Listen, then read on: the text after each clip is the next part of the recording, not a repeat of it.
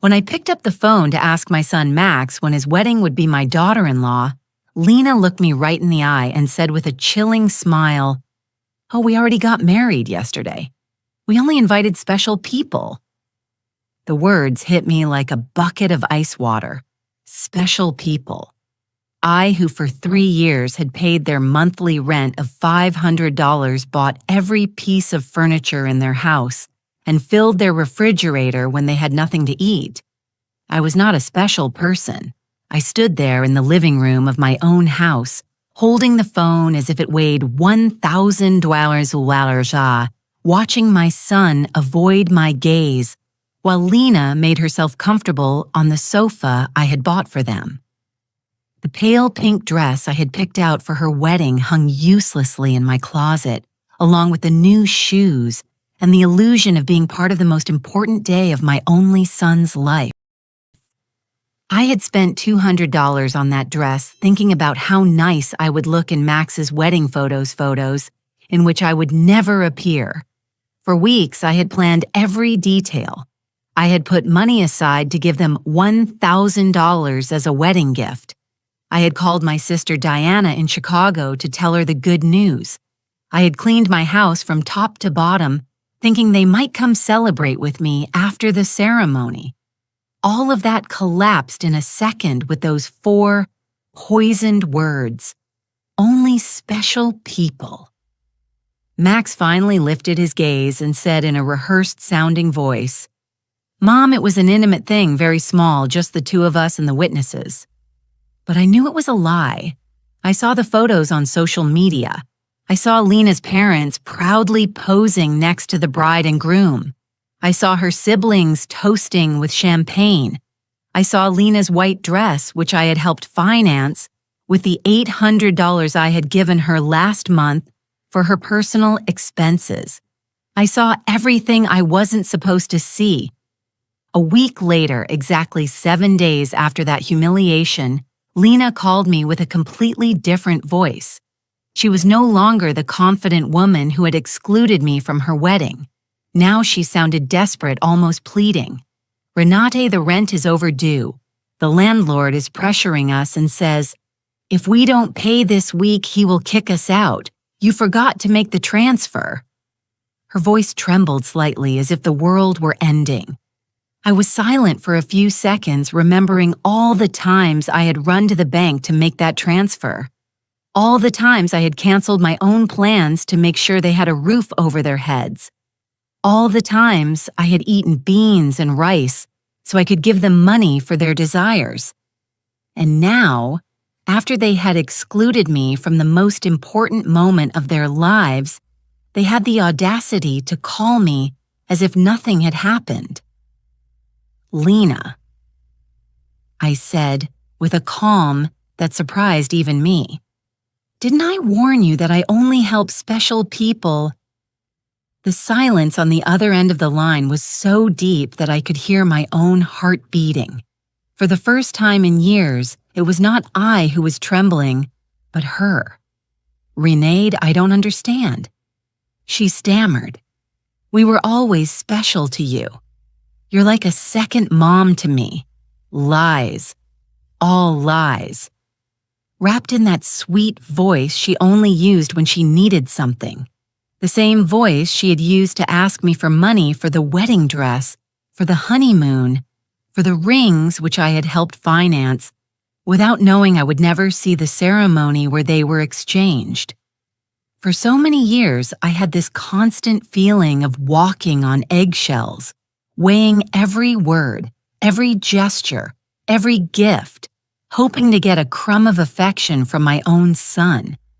I was the perfect mother, the obliging mother-in-law, the silent provider who never protested when they treated me like I was invisible.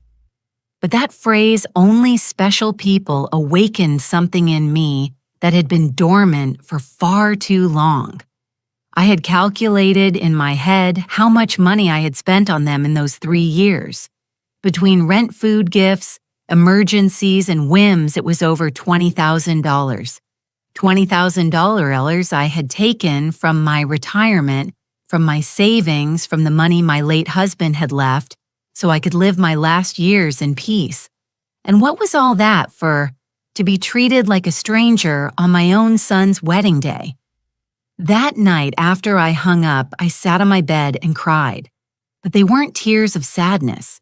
They were tears of anger, of accumulated frustration, of years of silently endured humiliation.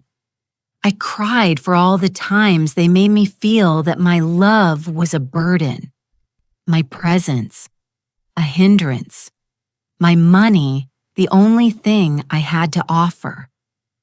I cried for the foolish mother I had been, for the woman who had lost herself, trying to be indispensable to those who considered her dispensable.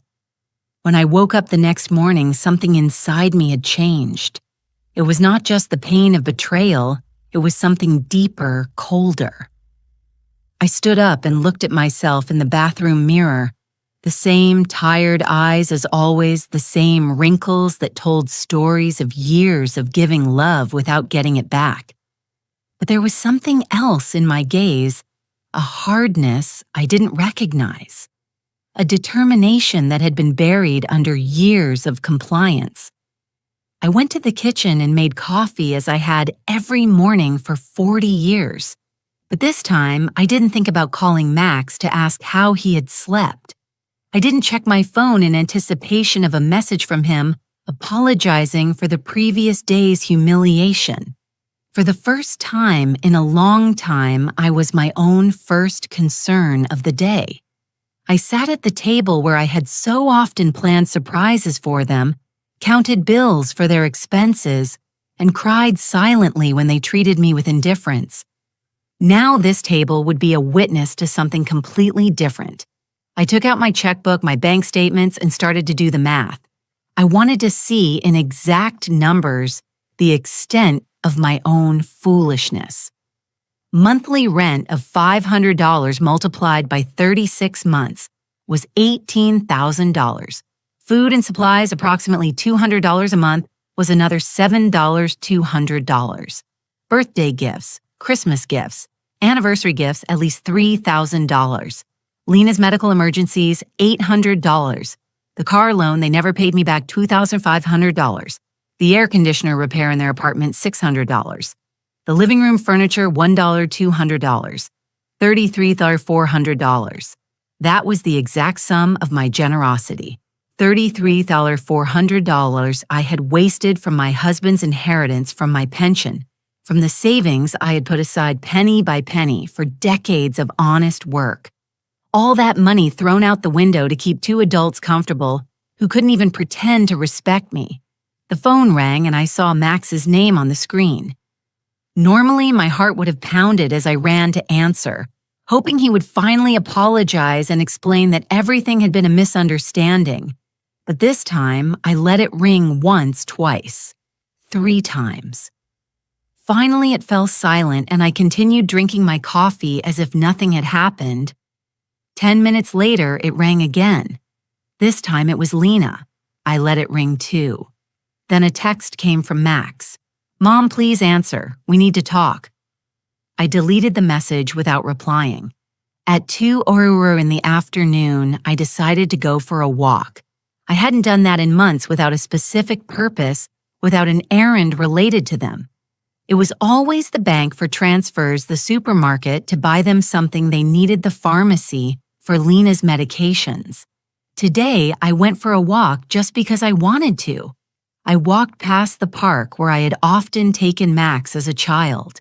I remembered that sweet boy who hugged me tight and said I was the best mom in the world. When had he become this man who treated me like an ATM with feelings? When did I start confusing love with money?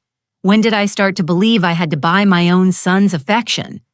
At the bank where I had so often made automatic transfers, I stopped in front of the door. The branch manager, Mr. Clean, saw me through the glass and waved. I had known him for years. He had processed every one of my transfers to Max and Lena. He had watched my account drain month after month to fill theirs. I went inside and walked directly to his office. "Mr. Klein," I told him, "I need to cancel the automatic transfers I have programmed." He looked at me surprised. For 3 years, these transfers had been as regular as the sunrise. Are you sure Mrs. Richter did something happen? His concern was genuine, more genuine than any interest Max had shown in me in recent months. What happened is that I finally opened my eyes. I replied, I want to cancel everything, and I also want information on how to protect my accounts. I don't want anyone else to have access to my money. While Mr. Klein processed the cancellations, my phone didn't stop ringing. Max, Lena, Max again. It was as if they had developed radar to detect when their source of income was in danger. I turned the phone off completely. Mrs. Richter, Mr. Klein said as he handed me the papers, I apologize for intruding, but in all these years, I have seen you be very generous with your family. I hope you are not being pressured to make these changes. His words touched me deeply. This man who barely knew me beyond bank transactions showed more genuine concern for my well-being than my own son. I'm not being pressured, Mr. Klein. On the contrary, I have finally stopped pressuring myself. When I left the bank, I felt strangely light, as if I had left an enormous burden in that office. For the first time in years, my money was entirely mine. I had no financial obligations to people who saw me as a resource instead of a person. I went home and thought about all the things I hadn't done to please Max and Lena, the trips I hadn't taken to save money for them, the friends I no longer saw because I was always available for their emergencies, the hobbies I had given up because every dollar I spent on myself was $1 less for their needs. When I got home, I found 3 cars parked in front of my door, Max's, Lena's, and one I didn't recognize. I could see movement inside my house through the windows. My blood ran cold. They had keys. I had given them keys because I trusted them, because I thought they would one day take care of me just as I had taken care of them. I took a deep breath before opening the door. It was time for the first real confrontation of my new life. I opened the door to my house and saw a scene I will never forget. Max was sitting on my sofa with his head in his hands. Lena was pacing back and forth like a caged animal, and an older man I didn't know was going through papers on my dining table. My papers, my personal documents. What is happening here? I asked, in a voice that sounded louder than I expected. All 3 of them looked at me as if I were the intruder in my own house. Lena was the first to speak, and her voice had that desperate urgency I had already heard on the phone. Renata, thank God you're here. We need to talk. Mr. Fisher is from the law firm we consulted about your situation. My situation. The question came out of my mouth with a calm that surprised me. What situation? I'm doing perfectly fine. Max finally lifted his head and looked at me with those eyes that once belonged to an innocent child and now only reflected financial panic. Mom, we went to the bank and they told us you canceled all the transfers. Mr. Klein explained that you also blocked our access to your accounts. We don't understand why you did that. Mr. Pfizer, a man in his 50s in a gray suit and a smile that didn't inspire confidence, approached me with an outstretched hand. Mrs. Richter, I am Dr. Pfizer, a family law attorney. Your children are concerned about your mental well-being and have asked me to assess the situation. I didn't shake his hand. Instead, I went directly to my dining table and collected all my documents that he had been reviewing without my permission. These are my private papers. You have no right to look at them without my consent. Mom Max interjected with that condescending voice he had perfected in recent years. We're worried about you. Your behavior has been very strange lately. First, you financially cut us off without an explanation. Then you don't answer our calls. We think you might need professional help. Lena approached and tried to take my hand, with that fake tenderness she reserved for moments when she needed something. "Renee, honey, we know you're under a lot of stress. Maybe the loneliness is affecting you more than you think. At your age, episodes of confusion are normal." The word confusion echoed in my head like an alarm bell. Now I understood why they had brought the lawyer. It wasn't about helping me. It was about declaring me mentally incompetent and taking control of my finances. The same woman who had told me they only invited special people to their wedding was now treating me like a senile old lady. "I am not confused," I said with a firmness that silenced everyone. "I am clearer than I have been in years, and you are going to leave my house right now." Mr. Fisher interjected with that professional voice lawyers use when they want to sound reasonable. "Mrs. Richter, I understand you feel overwhelmed, but your children have a right to intervene if they believe your ability to make financial decisions is impaired. They have documented several concerning behaviors. The laugh that came from my throat was hoarse sorrow, almost cruel. Like what? Deciding that my money belongs to me, deciding to no longer finance the lives of two adults who treat me like trash. Lena jumped up as if I had slapped her. "We never treated you badly. You are part of our family. Everything you have will belong to us one day anyway. We are just speeding up the process." There was the naked, unvarnished truth. Everything I had would one day belong to them. In their minds, I was already dead, and they were just collecting their inheritance in advance. It didn't matter if I had 70 years or 70 days left. To them, I was just an ATM with legs that had become problematic. "Out," I said, pointing to the door. "All three of you get out of my house." Max stood up with that angry, childlike face he made when he didn't get his way. "Mom, we can't just leave. We have obligations. The rent, the car payments, the credit card you co-signed for. You can't just cut us off from one day to the next." "I can't." My voice rose for the first time in the entire conversation. "Who says I can't? For years, I have paid rent that wasn't even in my name. I filled a refrigerator in a house where I was not welcome. I financed a life that clearly had no place for me."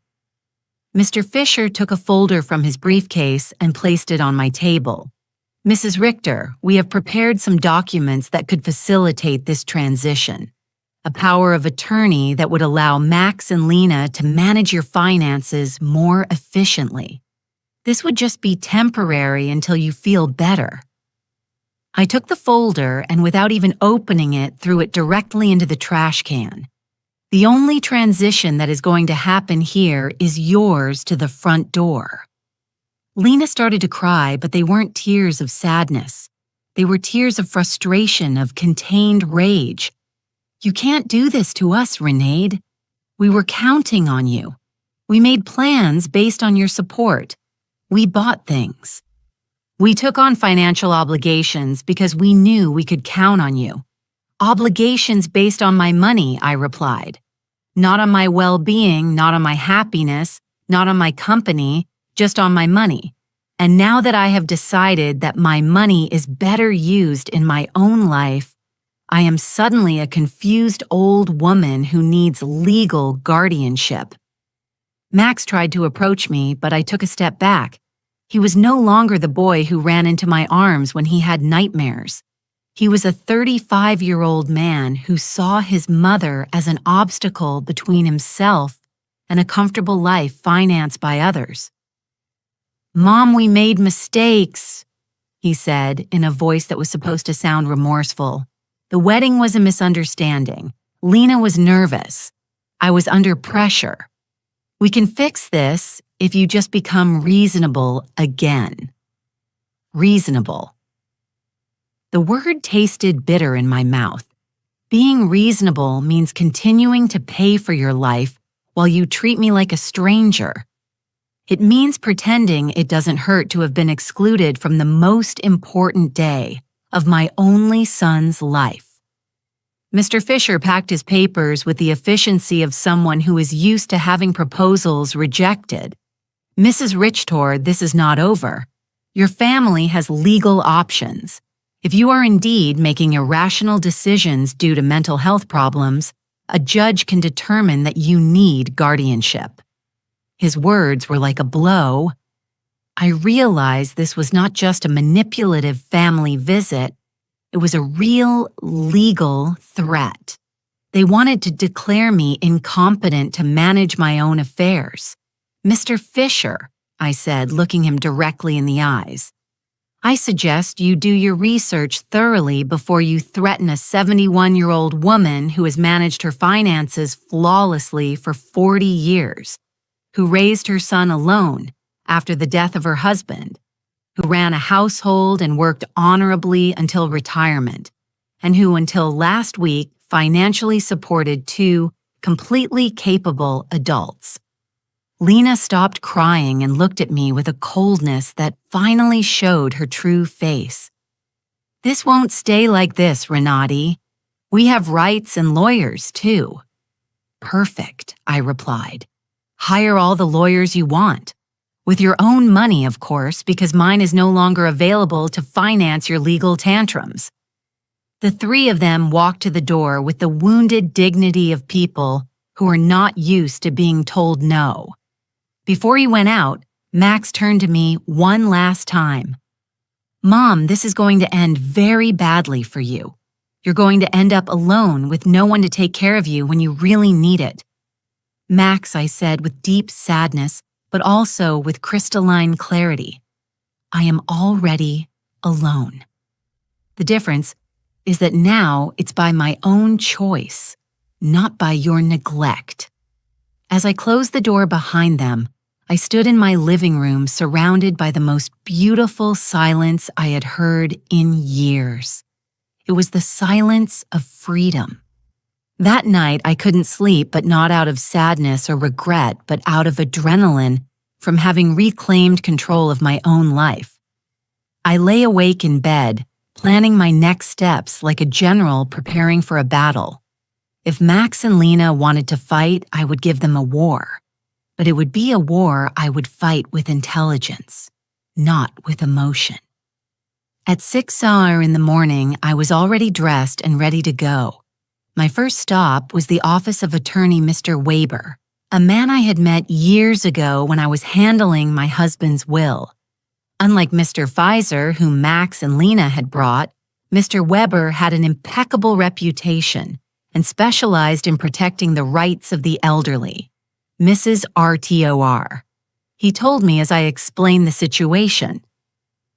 What your children tried to do yesterday is more common than you think. It's called elder financial abuse, and it's a federal crime. The fact that they entered your house without permission and reviewed your private documents also constitutes a violation. His words both calmed and worried me. They calmed me because they confirmed I wasn't crazy that what had happened was truly abusive. They worried me because I realized the situation was more serious than I had thought. We have to document everything, Mr. Weber continued. Every transfer, every gift, every time they pressured you for money. We will also change your will to protect your assets from future manipulation attempts. We spent 3 hours reviewing my financial records. Mr. Weber whistled when he saw the total sum, $33,400 in 3 years. Mrs. Richter, with this money, you could have lived comfortably, traveled, and enjoyed your retirement. Instead, you completely financed the lives of 2 adults who didn't even respect you enough to invite you to their wedding. When I left Mr. Weber's office, I had a complete plan. First, I would change all the locks on my house. Second, I would install a security system with cameras to protect myself from future surprise visits. Third, I would open a new bank account at a different bank where they had no contact. And fourth, I would start living the life I had postponed for years. My next stop was the hardware store. The owner, Mr. Summer, had known me for years because I was always buying things to fix Max and Lena's apartment. This time was different. Mrs. Artur, what brings you here today? Another emergency with your son. He asked with the familiarity of a person who had silently witnessed my wasted generosity. No, Mr. Summer. This time it's for my own house. I need to change all the locks and I want them to be of the best quality. He looked at me surprised but asked no questions. While I was choosing the locks, his son Ethan, who installed security systems, came by. It was Providence in action. Ethan, I told him I also need to install surveillance cameras, the complete system. The price is not an issue. While they were preparing everything for the installation the next day, I received a call from an unknown number. It was Lena calling from someone else's phone because I had blocked her number after the previous day's confrontation. Renata, it's Lena. Please don't hang up. We need to talk like civilized adults. Speak, I said dryly. Listen, I understand you're upset about the wedding. It was a mistake. Max and I have talked about it and we want to make it up to you. How about we have a special dinner to celebrate our wedding with you? We can do it at your house. Cook together like we used to. The manipulation in her words was so obvious that I almost had to laugh. Lena, how much rent do you owe exactly? The silence on the other end confirmed that I had hit a nerve. Well, it's 2 months. $1,000 total. But I'm not just calling for that, Renati. We really miss you in our lives. Do you miss me or my money? I asked directly. Both, she replied with a surprising honesty. Renat, I won't lie to you. Yes, we need your financial help, but we love you too. You're important to us. If I'm so important, I said, why wasn't I important enough to be at your wedding? Why am I not important enough to get a call that doesn't ask for money? When was the last time you called me just to ask how I was doing? Another silence. We both knew the answer. Never. Lena. I'm only going to explain this to you once. For 3 years, you have treated me like an ATM with feelings. You used me. You ignored me. You humiliated me. And finally, you insulted me in the worst possible way. Now that the money is running out, you suddenly discover you love me. Renote, please. I cut her off. There is no please. You made your choice when you decided I wasn't special enough to be at your wedding. Now I'm making mine. I hung up and turned the phone off completely. I didn't want any more interruptions on my day of liberation. That afternoon, I went to the beauty salon I hadn't been to in over a year. I always canceled my appointments because Max or Lena needed something urgent, or because the money I had set aside for myself became an emergency for them. Mrs. Richtor, my favorite hairstylist, Cynthia, called out. What a surprise! I thought you had forgotten us. I didn't forget you, Cynthia. I just forgot that I also deserve to be pampered. I treated myself to the full treatment. Cut, color, manicure, pedicure. For the first time in years, I spent money on myself without feeling guilty. While Cynthia worked on my hair, she told me about her life, her children, her dreams. It was refreshing to have a conversation that didn't revolve around Max and Lena's needs. You look beautiful, Mrs. Richter, she said when she was done. But more than that, you look free. Did something good happen? Yes, Cynthia. I finally learned to say no. When I got home that afternoon, there was a car in front of my door that I didn't recognize. My heart raced for a moment, thinking Max and Lena might have come back with reinforcements, but as I got closer, I saw an older woman sitting on the steps of my porch. Mrs. Richtor, she asked as I got out of the car. Yes, that's me. Can I help you? I'm Eleanor Brooks. I live next door. We've been neighbors for years, but we've never had a chance to talk. Yesterday, I heard very loud voices in your house, and I got worried. Is everything okay? Her sincere concern touched me deeply. Here was a stranger who showed more interest in my well-being than my own son. "Come in, Mrs. Brooks. I'll make you a coffee and I'll tell you a story you won't believe." While I was making coffee, I told her the whole situation. Eleanor listened without interrupting, nodding occasionally. And when I finished my story, her eyes were filled with tears. "Mrs. Richter," she said, "you did the right thing. I went through something similar with my daughter 5 years ago. I also thought it was my duty to finance her adult life. I also believed they wouldn't love me if I didn't give them money." What happened? I cut off the money when I realized they only called me when they needed something. At first it was terrible. They threatened me, emotionally, blackmailed me, tried to make me feel guilty. But after 6 months, my daughter called to genuinely apologize. Now we have a real relationship based on love, not on money. Her words gave me hope and confirmed that I had made the right decision. Do you think Max and Lena will understand one day? Maybe yes, maybe no, she answered honestly. But that's no longer your responsibility, Mrs. Richter. Your responsibility now is to live your own life. That night, for the first time in 3 years, I went to bed without worrying about whether Max and Lena had money for rent, for food, for their whims. I went to bed thinking about myself, my plans, my future, and I slept better than I had in years. The next day, Ethan and Mr. Summer came at 8:00 in the morning to change the locks and install the security system. While they worked, my phone didn't stop ringing from unknown numbers. Lena was still trying to contact me from different phones, but I had developed a new skill completely ignoring calls that didn't suit me.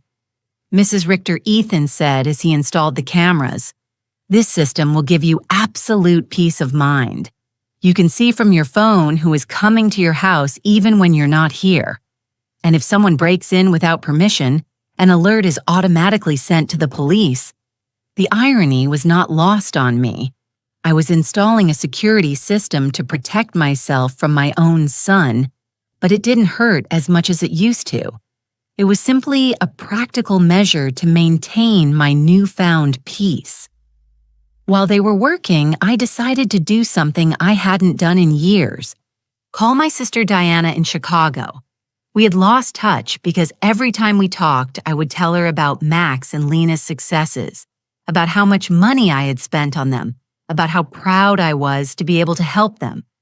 I now realized that our conversations had become financial reports disguised as family news. Renee Diana answered surprised. "Sister, how are you? We haven't spoken in months. I'm good, Diana. Better than good. I'm calling you to tell you that I've finally come to my senses." I told her the whole story from the beginning. The secret wedding, the humiliation, the visit with the lawyer, my decision to cut off the funding.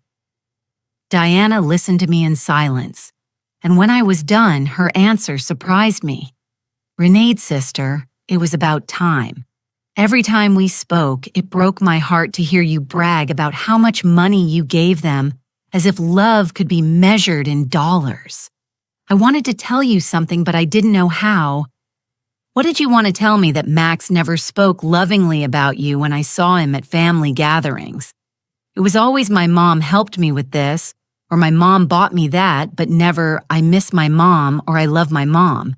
It was as if you were a service provider, not a person." Her words hurt, but it was a necessary pain. Like when a doctor cleans an infected wound, it hurts, but it's part of the healing. "You know what else I noticed?" Diana continued. "Lena always spoke about you in the future tense. When Renate is no longer here, we can remodel her house, or when we inherit, we will invest in the business." As if they were waiting for you to die to really live. This revelation hit me like a bucket of ice water. They didn't just see me as an ATM.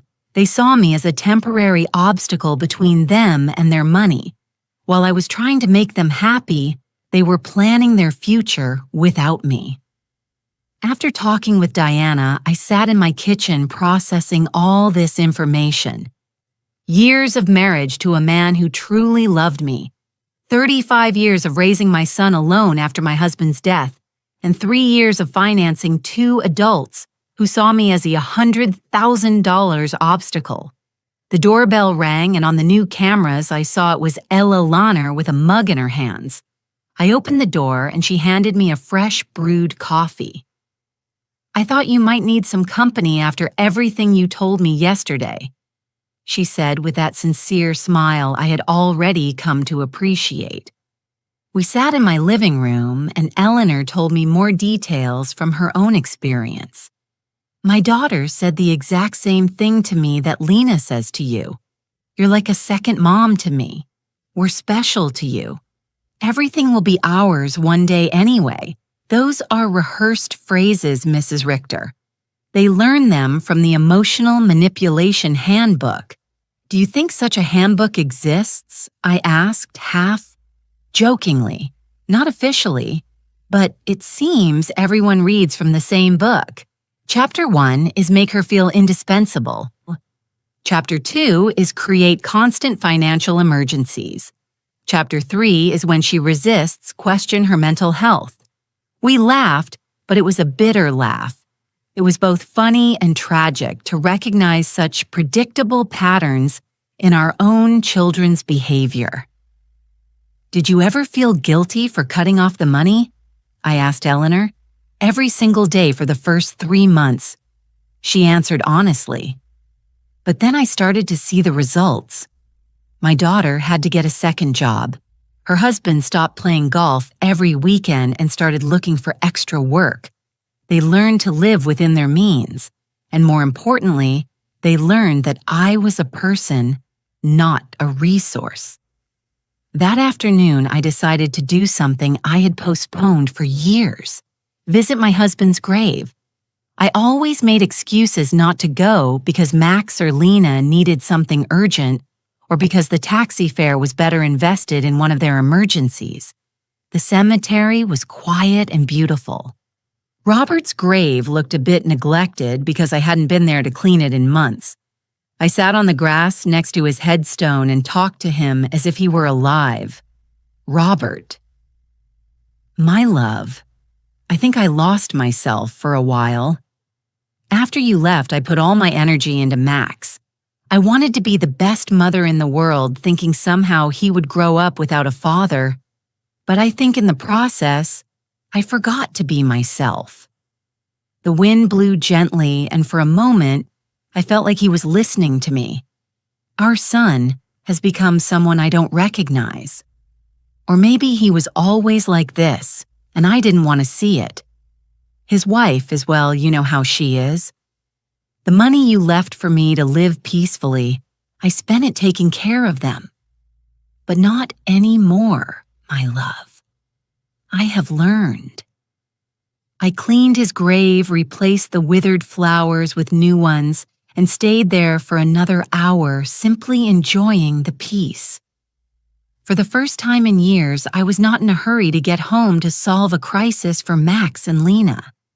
When I got home, there were 3 cars parked in front of my door again. My heart raced, but this time I was prepared. The cameras showed me that it was Max, Lena, and 2 other people I didn't recognize. Everyone seemed agitated, talking to each other and pointing at my house. I didn't get out of the car. Instead, I called Mr. Weber, my lawyer. "Mr. Weber, they are at my house again. This time they've brought more people. What should I do?" "Don't get out of the car, Mrs. Richter. I'll be there right away and I'll call the police." After our conversation yesterday, I requested a temporary restraining order. They are not allowed to be on your property. Minutes later, Mr. Weber and 2 police patrol cars arrived. I watched the officers talk to Max and Lena, saw my son gesticulate angrily, saw Lena crying again, but this time her tears did not move me. One of the officers approached my car. "Ma'am, you can get out safely. Your visitors are going to leave immediately." As I got out of the car, Max shouted at me from the street, "Mom, this is ridiculous. We're your family. You can't call the police on your own son." "Max," I replied with a calm that surprised even me. "Family doesn't threaten lawsuits for mental incompetence. Family doesn't break into people's homes without permission. Family doesn't treat their mothers like ATMs." Lena screamed from across the street. "You're going to pay us everything you owe us. We have bills you co-signed for. You can't just abandon us like this," Mr. Weber interjected. "Mrs. Brooks, any future communication must be through my office, and I suggest you consult with an attorney before making collection threats, because my client has full documentation of all the payments she voluntarily made for 3 years. I watched them drive away in their cars, defeated but not giving up. I knew this wasn't over, but for the first time in this situation, I felt confident. I had professional help. I had emotional support from Eleanor. And more importantly, I had mental clarity about what was right and what was wrong. That night, Eleanor invited me to her house for dinner. I met her daughter, who was visiting, and I was able to see with my own eyes what a healthy family relationship looked like. They spoke respectfully to each other, asked sincerely about each other's lives, and laughed together. The daughter didn't ask for money once the entire evening. I wanted that with Max, too. I confessed to Eleanor after her daughter had left. "And maybe you'll get it one day," she replied. "But first he has to learn that you are a person who deserves respect, not just a source of income." For the first time in weeks, I went to bed feeling hopeful about the future. The next few days were strangely peaceful. The surveillance cameras showed me that Max and Lena were driving past my house several times a day, sometimes slowly. Sometimes they parked for a few minutes but without getting out. It was as if they were studying my routine, looking for the perfect moment for their next move. Mr. Weber had advised me to document every one of these visits, so I kept a detailed log with the date and time. "Their persistence will work in our favor," he had said. "Every time they show up after we've told them not to approach it, strengthens our case for a permanent restraining order." On Friday morning, I was calmly having breakfast when the doorbell rang. The cameras showed me a very well-dressed young woman with a folder in her hands and a professional smile. I didn't recognize her, but something about her posture told me it was not a social visit. "Good morning, Mrs. Renati Richter," she said as I opened the door. "I am a social investigator from the Office of Senior Services. We have received a report that you may be in an at-risk situation, and we need to conduct a wellness check." My blood ran cold. Max and Lena had escalated the situation. It was no longer just threats from private lawyers. Now they had involved the government. "Can I see your ID?" I asked, trying to stay calm. "Of course." She showed me an official ID that looked genuine. "I am social worker Mrs. Schmidt. Can I come in and talk to you?" I let her in, knowing that a refusal would have been worse for my case. Mrs. Schmidt sat down in my living room and took a form out of her folder. "Mrs. Richter, we have received reports that you have shown significant changes in your financial behavior, that you have cut off communication with your family, and that you have shown signs of paranoia by installing unnecessary security systems. We were also told that you have refused medical and legal help from your loved ones." Every word had been carefully chosen to make me sound like a mentally disturbed old woman. I recognized Lena's handwriting in the wording. She had always been skilled at manipulating words to get what she wanted. "Miss Schmidt," I said with all the dignity I could muster, "I would like to call my lawyer before answering any questions." "Ma'am, this is not a legal interrogation. It's a wellness check. If you have nothing to hide, it should not be a problem to speak with me." The phrase, "if you have nothing to hide," infuriated me. It was the same logic abusers use to justify their invasions. If you're innocent, you shouldn't complain about your privacy being violated. Miss, I'm calling my lawyer. You can wait here or come back another day, but I will not answer any questions without legal representation present. I called Mr. Weber and he was there within 20 minutes. When he came in and saw the social worker, his expression hardened. Miss Schmidt, he said after checking her ID, I hope you have a court order to be here because my client is under my legal representation and any unauthorized investigation constitutes harassment. Sir Mrs. Schmidt replied with less confidence than before. We have reports from concerned family members about the lady's well-being. It's our duty to investigate. What family? Mr. Weber asked dryly. The same family that tried to get her to sign a power of attorney without representation. The same family that broke into her house without permission and checked her private documents. The same family that excluded her from important events while living off her money. Mr. Weber took a folder from his briefcase and placed it on the table.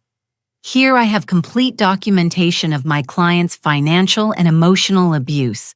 $33,400 that were withdrawn from her accounts in 3 years.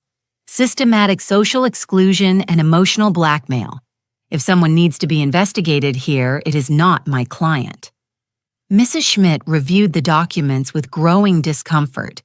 It was obvious that the information she had been given did not match the reality she had in front of her. Mrs. R., she said finally, can you explain to me why you so abruptly stopped financial support for your son? Because I finally discovered they were using me, I replied simply. Because I realized that to them I wasn't a mother, but a bank account. Because I was tired of financing the lives of people who saw me as an obstacle. But don't you feel it's your responsibility to help your family? The question outraged me. Miss Schmidt, my responsibility as a mother was to raise my son until he was 18 to educate him and to give him the tools to be an independent adult. My son is 35 years old, married, and perfectly capable of supporting himself. Financing his adult life is not my responsibility. It is my choice, and I have chosen not to do so anymore. Mr. Weber interjected. Miss Schmidt, would you consider it normal for a 35-year-old adult to be unable to pay his own rent without the help of his 71-year-old mother? Mrs. Schmidt did not answer right away. I could see she was re-evaluating the entire situation. Mrs. Richter, she asked after a moment, do you manage your own finances completely? I can show you my bank statements, my investments, my tax payments. Everything is current and in order. Do you live independently? As you can see, I keep my house clean. I take care of myself physically. I drive my own car. I have healthy social relationships with my neighbors. Do you take any medication? Just vitamins and occasionally aspirin. I don't have any medical conditions that require medication. Mr. Weber added, my client has just undergone extensive medical exams as part of our legal process. She is in perfect mental and physical condition. Mrs. Schmidt closed her folder inside. Mrs. Richter, based on this conversation and the documentation I have reviewed, I see no indication that you are at risk or in need of intervention. I will close this case. After she left Mr. Weber and remained silent for a few minutes, Renat, he said, finally, this is going to continue to escalate. Max and Lena are spending money. They don't have to hire professionals to try to have you declared incompetent. Does that mean they are desperate? It means that exactly. What else can they do? They can file a lawsuit for incompetence. It's expensive and hard to win. But if they find a sympathetic judge and a psychiatrist willing to testify in their favor, they could get a guardian assigned. The thought terrified me. They could take control of my money. They could try, but we have solid evidence that you are completely competent and that they are motivated by greed and not by genuine concern. That afternoon, I called Diana to vent. Sister, she said, after hearing my story, do you notice how far they are willing to go for money? They are risking family relationships, spending money on lawyers and doctors, destroying their own reputation, all to get access to your bank account again. Her words made me think. Max and Lena had completely revealed their true nature. There was no going back. There was no possibility of a genuine reconciliation. To them, I had never been a mother or a respected mother-in-law. I had always just been money on legs. This revelation, although painful, was also liberating. I no longer had to wonder if I was making the right decision. I no longer had to feel guilty for protecting myself. They had proven for themselves that my emotional and physical well-being was less important to them than my money. That evening, Eleanor came to visit with a surprise. She had invited her friends from the garden club to meet me. Renate, she introduced me. These are my friends Cynthia, who you already know from the salon, Maria, Carmen, and Alfreda. We have all been through similar situations with abusive family members. We spent the evening sharing stories. Maria had had to set boundaries with a brother who constantly asked her for money. Carmen had cut off her relationship with a daughter who only visited when she needed money. Alfreda had had to change her will after she found out her grandchildren considered her their retirement plan.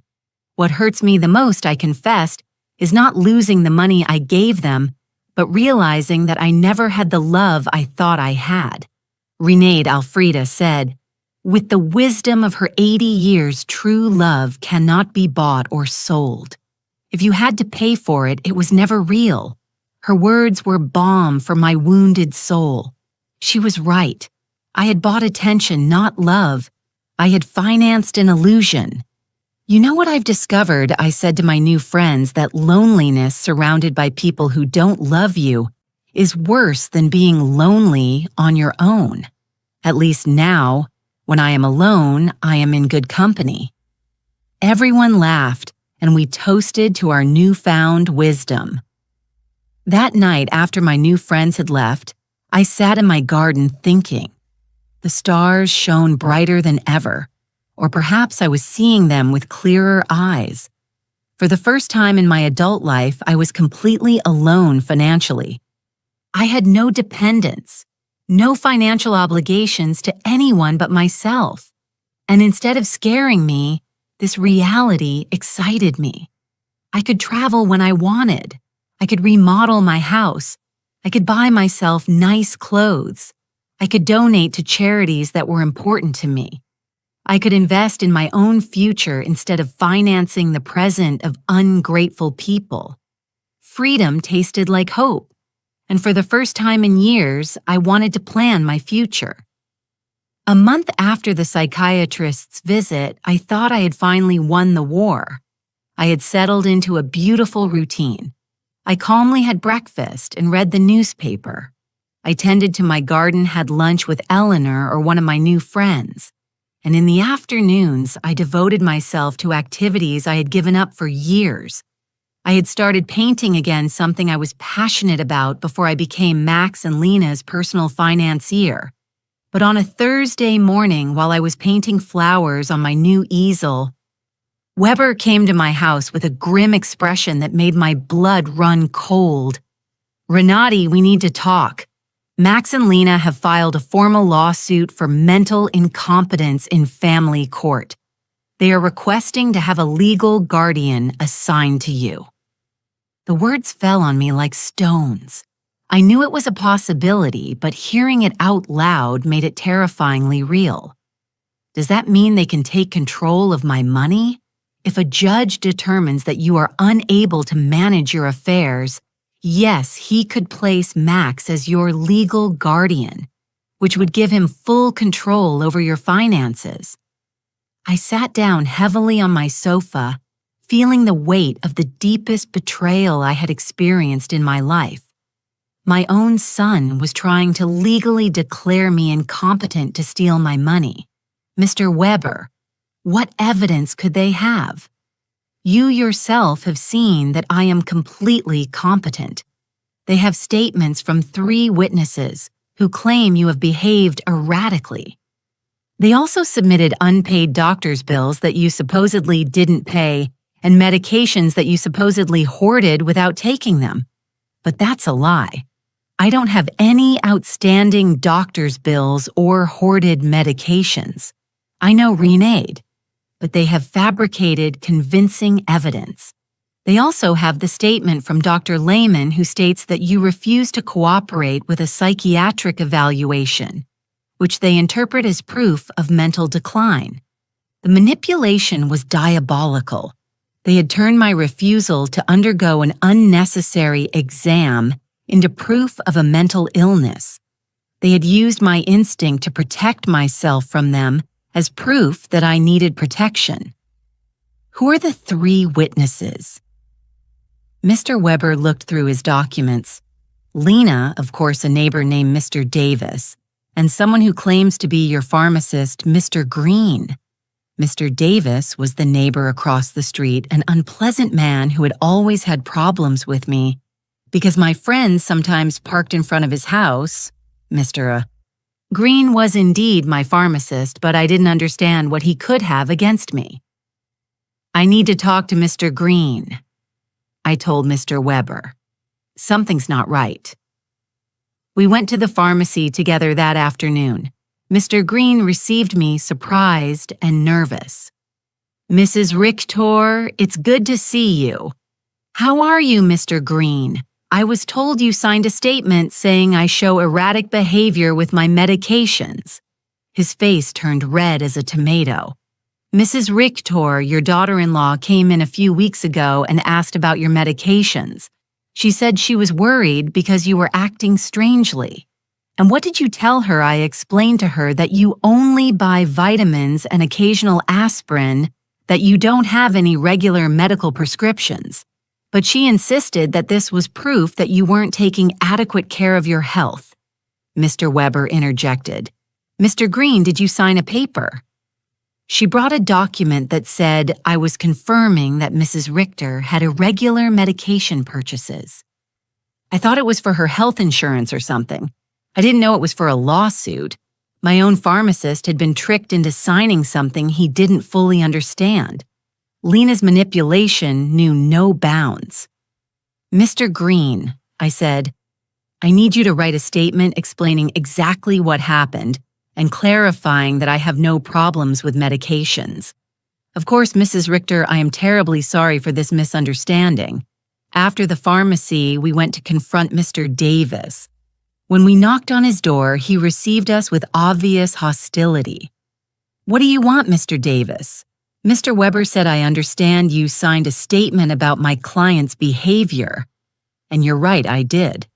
That woman is crazy. She's been acting strange for weeks. Can you be more specific about the behaviors you observed installing cameras, as if she lived in a war zone having strangers visit all the time, yelling at her family in the street? I realized Mr. Davis had taken everything out of context. The cameras had been installed for protection. The strangers were my new friends.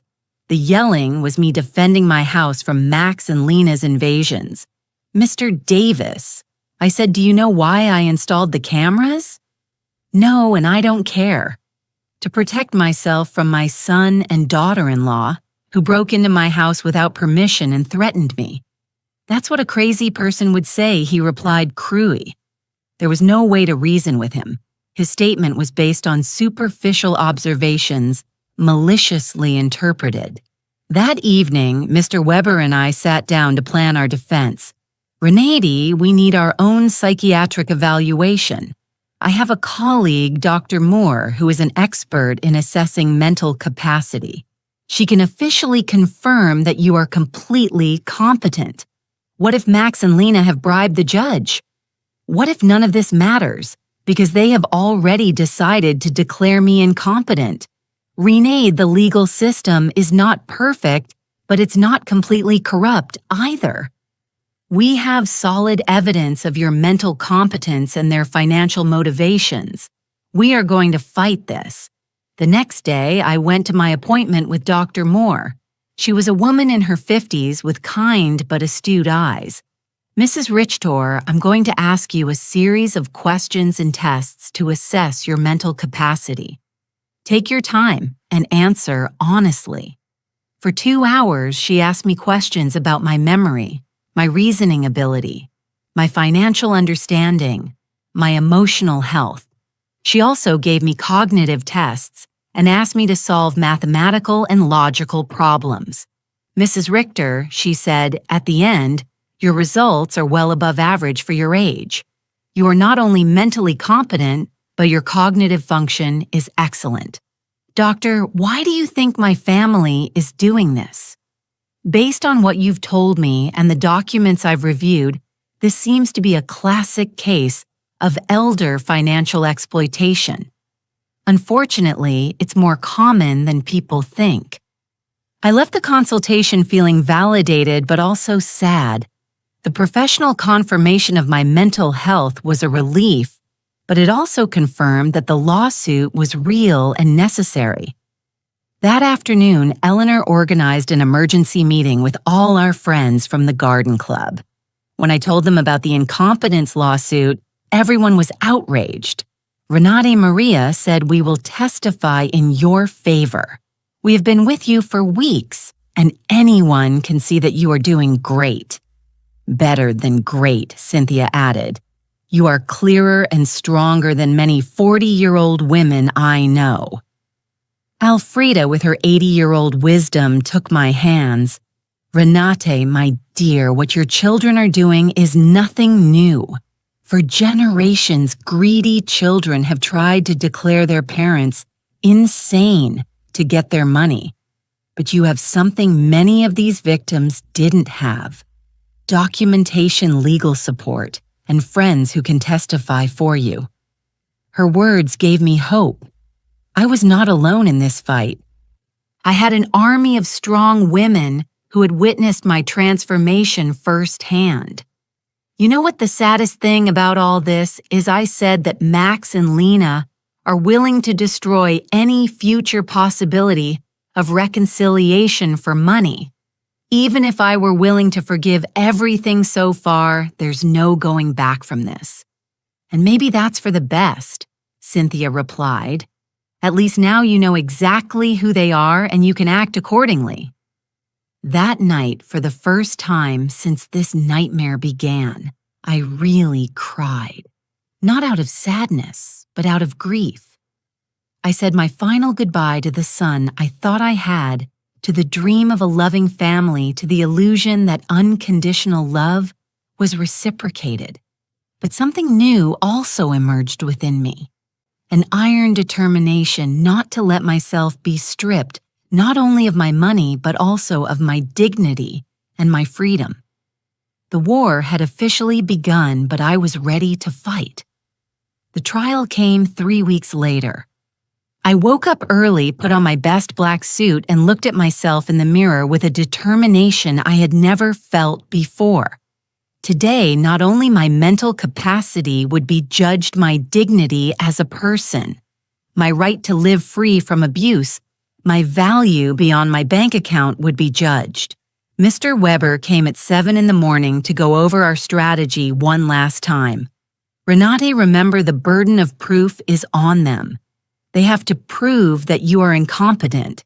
We just have to show that you are not. And what if the judge is already biased? Judge Miller has a reputation for being fair. I researched his past cases, and he doesn't automatically favor families. He is dedicated to protecting the rights of the elderly." We arrived at the courthouse at 9:00 in the morning. In the hallway, I saw Max in a new suit that he probably bought for the occasion, and Lena dressed in black as if she were at a funeral. Maybe it was the funeral of our family relationship. When our eyes met, Max avoided my gaze, But Lena held my gaze with a coldness that confirmed that for her, this was just a business transaction. Their lawyer was an older, elegant man with the kind of confidence that comes from winning similar cases before. When he began his opening statement, his strategy was clear to portray me as a confused old woman who had been manipulated by strangers to alienate me from my loving family. "Your Honor," he said in a solemn voice, "Mrs. Renati Richter has shown a clear mental decline in recent months. She has cut off all financial support for her family without a rational explanation. She has installed unnecessary security systems due to paranoia and has isolated herself from her loved ones under the influence of neighbors and lawyers who are obviously taking advantage of her vulnerable situation." Every word had been carefully chosen to make my self-empowerment sound like dementia, and my freedom sound like external manipulation. Then they called their witnesses. Lena was the first to testify, and her performance was Oscar-worthy. She cried as she described how I had completely changed, how I had become hostile and paranoid, how I had isolated myself from the family that loved me. "Your Honor," she said in a trembling voice, "Renate has always been like a second mom to me. Seeing her mental decline has been devastating. We just want to help her get the care she needs." Lies wrapped in convincing tears. When Mr. Weber cross-examined her, the cracks in her story began to become visible. "Mrs. Schuster, can you tell the court when was the last time you called my client without asking for money?" Lena stammered. "Well, we always talked about many things. Can you give me a specific date? I don't remember exact dates. Is it true that you and your husband got married without inviting my client?" It was a very small ceremony. "Is it true that when my client asked about the wedding, you told her that you had only invited special people?" Lena's face turned red. Those words were taken out of context. What would be the right context to tell your mother-in-law that she is not a special person? She couldn't answer convincingly. Max was next. Seeing him on the witness stand swearing to tell the truth, while preparing to lie about my mental health, was one of the most painful moments of my life. This was the boy I had raised alone, the one I had dedicated my entire life to. "My mom has always been very generous with us," he testified. "But lately, she has become erratic and irrational. We believe she is being manipulated by people who are taking advantage of her." When Mr. Weber cross-examined him, the mask fell completely. "Mr. Richter, how much money have you received from your mother in the last 3 years? I don't know the exact amount. Does $33, $400 sound about right? Maybe she's always been generous. And how many times have you visited your mother without asking her for money?" The silence was deafening. "Is it true that you and your wife broke into my client's house without permission and checked her private documents? We were worried about her. Is it true that you brought a lawyer to pressure her into signing a power of attorney? We wanted to help her manage her finances. Do you at 35 years old need the help of your 71-year-old mother to pay your rent?" Max couldn't answer with dignity. Mr. Davis testified about my supposed erratic behaviors, but when Mr. Weber asked him for details, he admitted that he had never spoken to me directly and that all his information was based on superficial observations. Dr. Lehman testified that my refusal to undergo an evaluation was proof of mental decline, but Mr. Weber submitted the documentation of our evaluation with Dr. Moore, which completely refuted his conclusions. Then it was our turn. Mr. Weber first called E. Green, my pharmacist, who explained how he had been tricked into signing a statement that distorted my medication buying habits. Dr. Moore testified about my excellent mental state and presented the results of the cognitive tests, which had been flawless. Mr. Summer from the hardware store testified about my mental competence and explained that my decisions to cancel automatic transfers were completely rational and had been processed correctly. Eleanor and my friends from the garden club testified about my clarity, my newfound vitality, and my ability to maintain healthy social relationships. Finally, it was my turn to testify. I stood up with dignity and walked to the witness stand, feeling the weight of 71 years of experience of wisdom gained through pain of strength discovered in adversity. Mr. Weber guided me through my testimony, letting me tell my whole story, the $33,400 spent in 3 years. The humiliation of being excluded from the wedding, the constant emotional manipulation, the violation of my privacy, the legal threats. Mrs. Richter and Mr. Weber finally asked, "Why did you decide to stop financial support for your son and daughter-in-law?" "Because I finally understood that what I was getting from them was not love," I replied in a clear, loud voice. "It was a commercial transaction disguised as a family relationship. My money was welcome, but I as a person was not. Do you regret your decision? I only regret that it took me so long to make it." Max's lawyer tried to make me appear confused during his cross-examination, but I answered every one of his questions with clarity and precision. When he tried to imply that my new friendships had manipulated me, I explained to him that for the first time in years, I had relationships based on mutual respect and not on financial interest. In his closing argument, Max's lawyer insisted that I was a victim of external manipulation. Mr. Weber's rebuttal was devastating. "Your Honor, what we have seen here is not the case of an incompetent old woman, but that of a woman who has finally found the strength to free herself from years of financial and emotional abuse. The plaintiffs have presented no real medical evidence of mental incompetence. What they have presented is frustration because their source of income has decided to exercise her legal and moral right to protect her own resources." Judge Miller retired to deliberate for 2 hours that felt like 2 years. When he came back, his expression was serious but clear. After reviewing all the evidence presented, he began, "It is obvious to this court that Mrs. Renee Richter is in full possession of her mental faculties. Professional psychiatric evaluations confirm her cognitive competence. Her financial decisions, as painful as they may be for her family, are completely rational and within her rights." My heart began to beat faster. Furthermore, the judge continued, "The evidence suggests that this lawsuit is motivated by financial interest rather than by genuine concern for Mrs. Richter's well-being. The court completely denies the request for guardianship. I had won. I had not only won the lawsuit, but also my freedom, my dignity, my right to live free from the abuse of those who supposedly loved me." When we left the courthouse, I saw Max and Lena talking angrily with their lawyer. Lena gave me a look of pure hatred before she walked away. Max looked at me one last time, and for a second, I saw something that could have been regret, but it was already too late. That night, Eleanor organized a celebration at my house with all our friends. We toasted to justice, to freedom, to the sisterhood of strong women who support each other. Ranada. Alfreda told me, "Today you didn't just win a trial, you won back your life."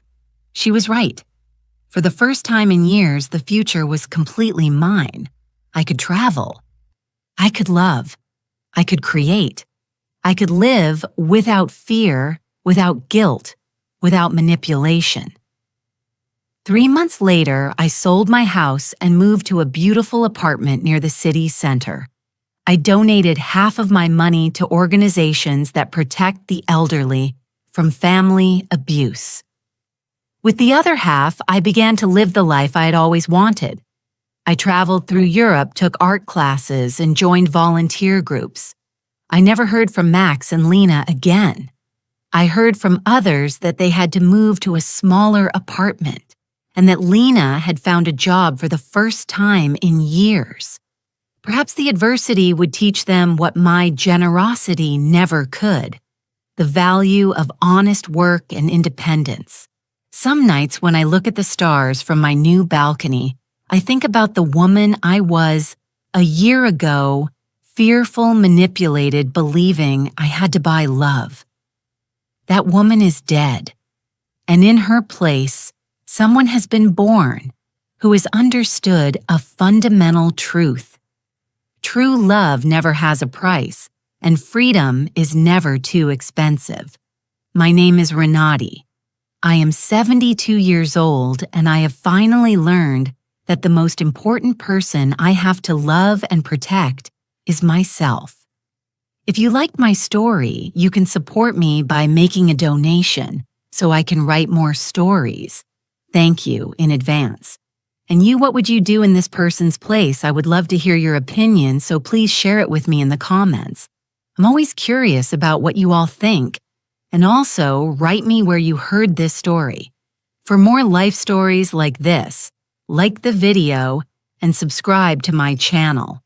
There are many other stories waiting for you. With heartfelt greetings. Until next time.